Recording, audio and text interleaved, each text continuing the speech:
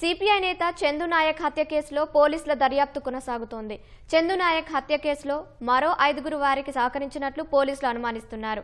మరింత సమాచారం మా ప్రతినిధి శ్రీనివాస్ ను అడిగి తెలుసుకుందాం. చెప్పండి శ్రీనివాస్, చందు నాయక్ హత్య కేసు దర్యాప్తు పురోగతి ఏంటి? చందు నాయక్ పై హత్య కేసులో పోలీసుల దర్యాప్తు ముమ్మరంగా సాగుతోంది. ఇప్పటికే పోలీసులు ఏర్పాటు చేసిన 10 ప్రత్యేక బృందాలు నిందితుల కోసం గాలిస్తున్నాయి. అయితే చందు నాయక్ పై రాజేష్ తో పాటు ప్రశాంత్, ఏడుకొండలు, సుధాకర్, మున్నా, రాయుడు, రవీంద్రాచారి, యాదిరెడ్డి వీరంతా కూడా నిందితులుగా పోలీసులు ఇప్పటికే ఎఫ్ఐఆర్ లో చేర్చారు. వీరి పేర్లన్నింటినీ కూడా ఎఫ్ఐఆర్ లో చేర్చారు.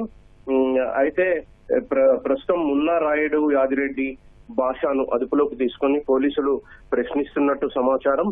పరారీలో ఉన్న 4 నిందితుల కోసం కూడా ప్రత్యేక బృందాలు గాలిస్తున్నాయి. అయితే పాత కక్షలు, భూ తగాదాల కారణంగానే ఈ హత్య జరిగినట్లుగా పోలీసులు ఇప్పటికే ప్రాథమికంగా నిర్ధారించారు. ఇందుకోసం అంటే వీరికి ఇంకెవరైనా సహకరించారా అనే కోణంలో అయితే పోలీసులు ప్రస్తుతం లోతుగా విచారణ జరుపుతున్నారు. మొత్తానికైతే కేసు నమోదు చేసి విచారణ జరుపుతున్నారు. ఇప్పటికే నిందితులు ఉపయోగించిన స్విఫ్ట్ కారును పోలీసులు స్వాధీనం చేసుకున్నారు.